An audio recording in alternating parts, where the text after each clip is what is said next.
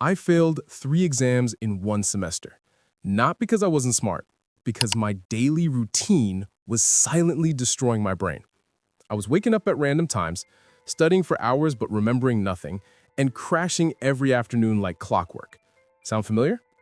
After testing 7 different student routines over 6 months, I finally found the one that actually works. And the crazy part? It's not about studying more.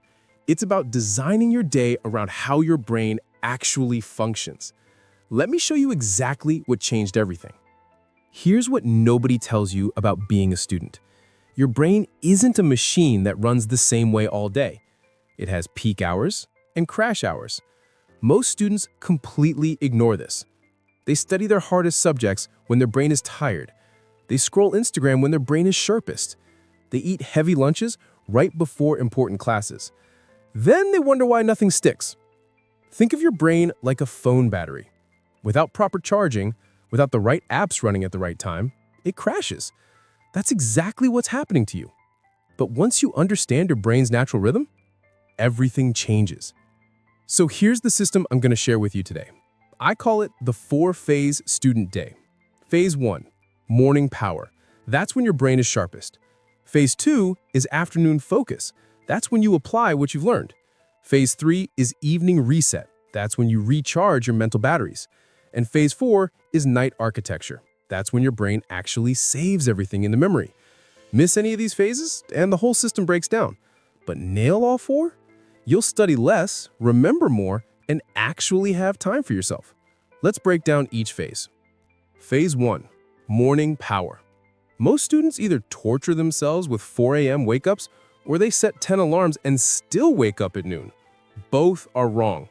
Here's the science.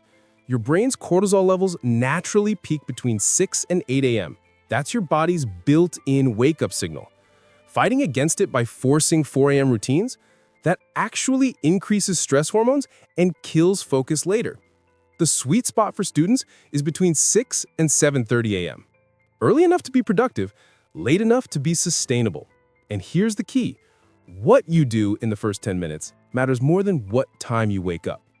Here's the biggest morning mistake students make. The very first thing they do is check their phone. Instagram, messages, TikTok. That's like inviting 50 strangers to dump their problems into your brain before you've even opened your eyes. Instead, try this.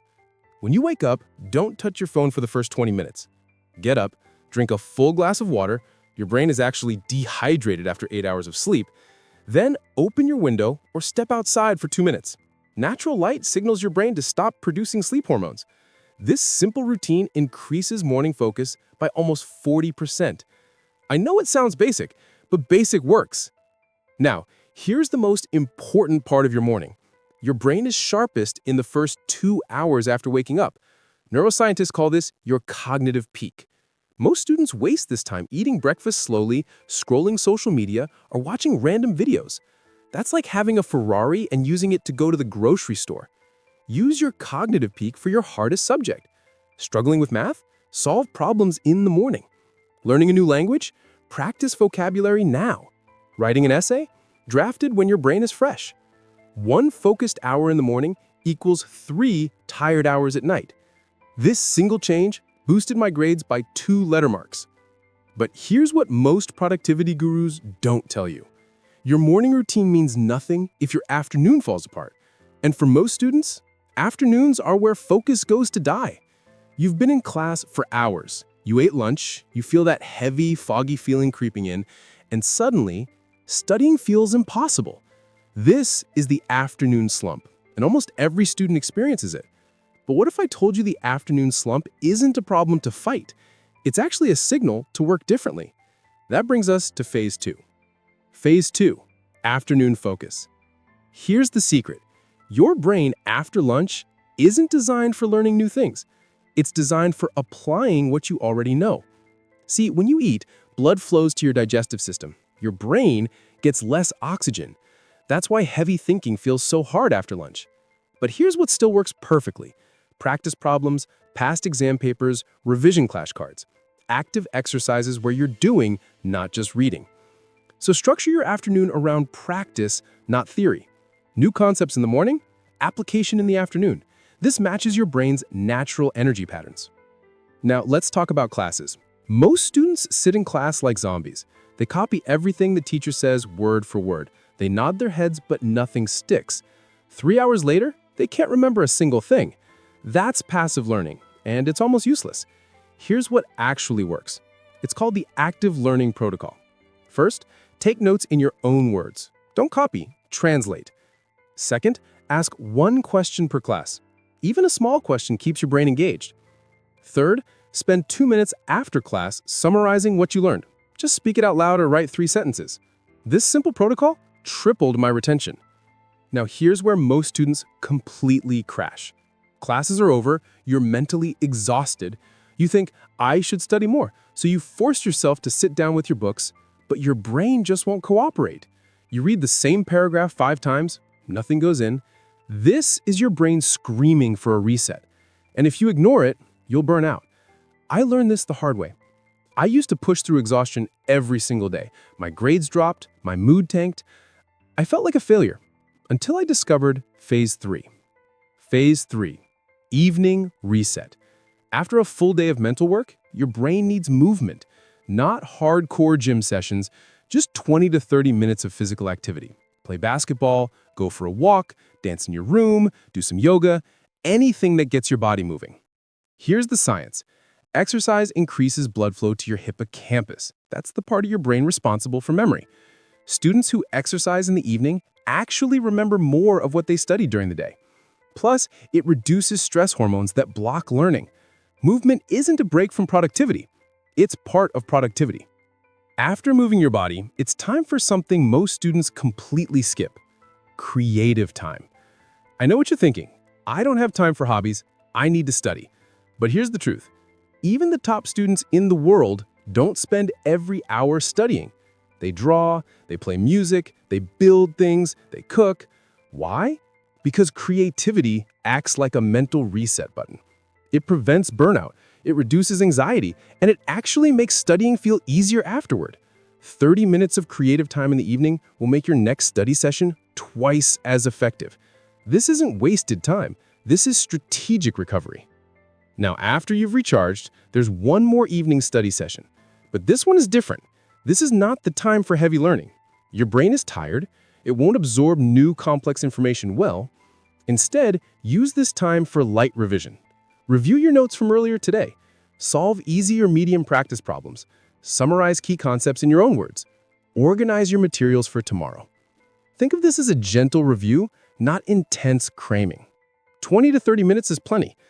The goal is to feel accomplished, not exhausted. This sets you up perfectly for Phase 4. But here's where the magic really happens, and most students completely miss it.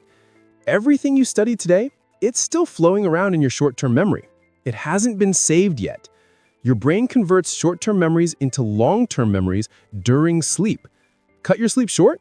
You're literally erasing your own hard work. It's like writing a document for hours and then closing it without saving. All that effort? Gone. That's why Phase 4 is arguably the most important phase of all. Phase 4, night architecture. Before you sleep, spend 5 minutes planning tomorrow. Not vague plans like study more. Specific tasks. Finish Chapter 5 of biology. Solve 15 calculus problems. Review history flashcards for 20 minutes. Here's why this works. Your brain constantly loops on unfinished tasks. That's why you lie in bed thinking about everything you didn't do. When you write tomorrow's plan down, your brain relaxes. It knows there's already a system in place. You fall asleep faster, you sleep deeper, and you wake up with clarity instead of chaos. Now here's the hardest part for most students. No screens 30 minutes before bed. I know, it's painful, but your phone emits blue light that tricks your brain into thinking it's still daytime. That's why you scroll TikTok until 2 a.m. even when you know you should be sleeping. Replace screen time with something calming. Read a few pages of a book, not a textbook, something you actually enjoy. Listen to calm music. Journal about your day. Even 15 minutes of this will dramatically improve your sleep quality. Your brain starts winding down naturally instead of being overstimulated. And finally, protect your sleep like it's sacred. 7 to 8 hours minimum. No exceptions. I know it's tempting to sacrifice sleep before exams. One more hour of cramming, one more chapter. But here's the hard truth. Sleep is when your brain saves everything you studied. Think of it like this. Studying is loading the data. Sleep is pressing the save button. Skip sleep, you're deleting your own work. Students who get consistent sleep outperform students who cram every single time. This isn't laziness. This is strategy. Now here's something most routine videos won't tell you. Your routine is useless if your mindset is broken. Stop comparing your study hours to others. Someone claims they study 14 hours a day. They're probably lying, or they're burning out. Focus on quality, not quantity. And remember this, consistency beats intensity. 4 focused hours every day for a month will crush 12 random hours twice a week.